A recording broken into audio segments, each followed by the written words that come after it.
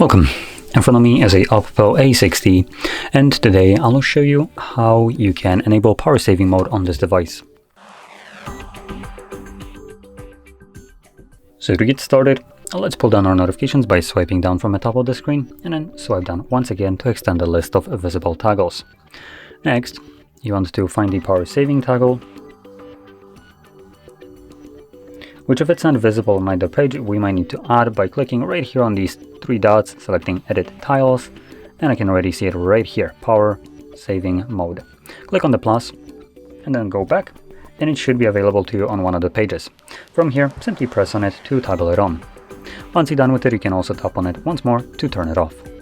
So anyway, with that being said, hopefully you found this video helpful, and if you did, don't forget to hit like, subscribe, and thanks for watching.